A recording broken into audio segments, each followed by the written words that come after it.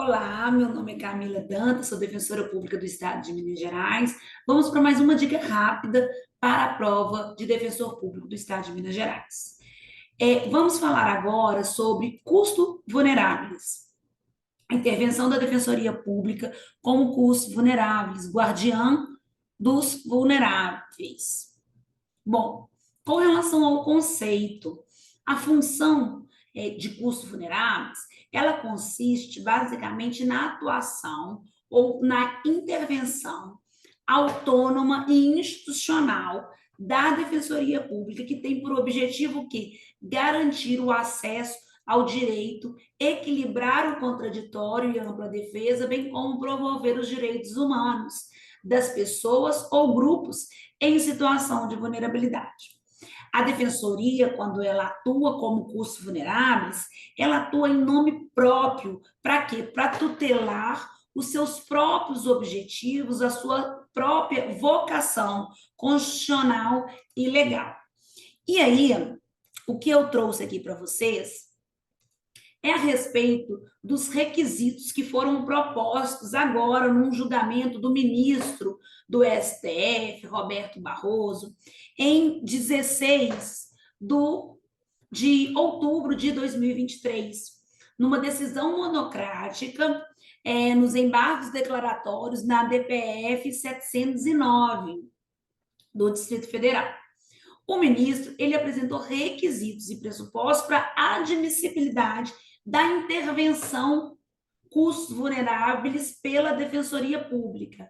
Mas, nesse caso, são requisitos voltados à jurisdição constitucional. O que é que eu quero dizer com isso? Primeira situação que vocês precisam ter em mente é que os processos que estão abaixo da jurisdição constitucional, ou seja, abaixo do STF, a presença não só do interesse da Defensoria Pública já autoriza a intervenção custos vulneráveis.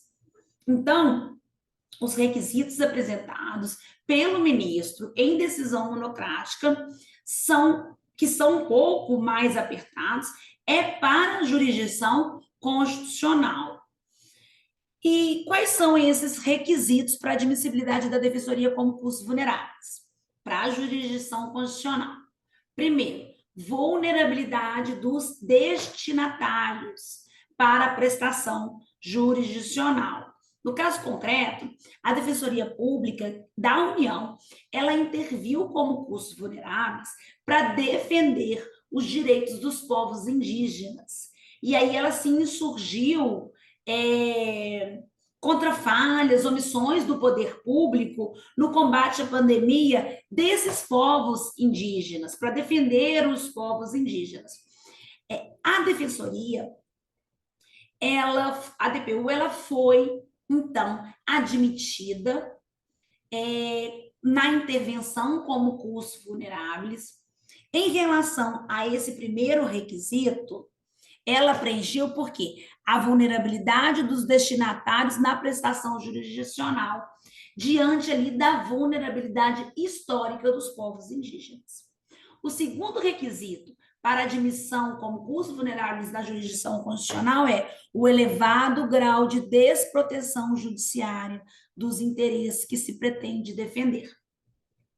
No caso concreto, foi admitido diante da relevância da atuação da DPU para a proteção judiciária dos interesses dos povos indígenas. E o terceiro requisito é a formulação do requerimento por defensores com atribuição na matéria. No caso, havia uma pertinência da questão discutida com as atribuições da DPU, que seria dos povos indígenas, a defesa dos povos indígenas, amparada ali no artigo 109, inciso 11 da Constituição, combinado com o artigo 14, caput da Lei Complementar 80. Então, e nós temos esse quarto requisito. Mas, assim, eu vou ler aqui para vocês, mas conforme o ministro Barroso, os três primeiros requisitos devem ser observados. Já esse quarto que nós vamos falar agora é passível de discussão em razão da autonomia da Defensoria Pública. O que é esse quarto requisito? A pertinência da atuação com uma estratégia de cunho institucional, que se expressa na relevância do direito e ou no impacto do caso sobre o amplo universo de representados. Com relação a esse quarto requisito, a situação é que pode ser questionada em razão da autonomia da Defensoria Pública. O fundamento desse quarto requisito é que a experiência prática da Defensoria, nos atendimentos que a Defensoria faz, possibilita a ela demonstrar o quê?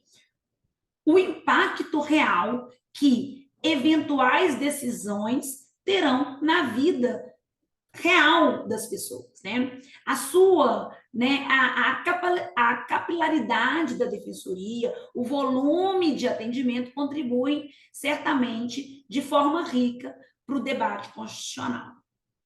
Como falamos, esse rigor todo desses requisitos não há de ser exigido nos graus inferiores, como vemos, né, em vários julgamentos do STJ, dos tribunais. Havendo interesse institucional, o juiz já pode admitir a defensoria como curso vulnerável. Na verdade, a gente tem várias decisões do STF recomendando a intervenção cursos vulneráveis em processo estrutural, admitindo em recursos repetitivos, não é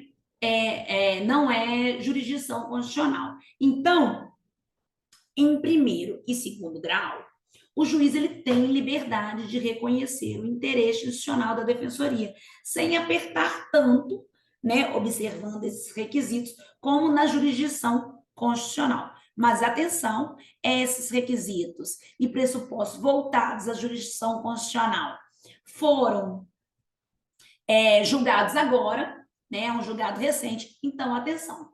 Desejo a todos boa prova e até mais.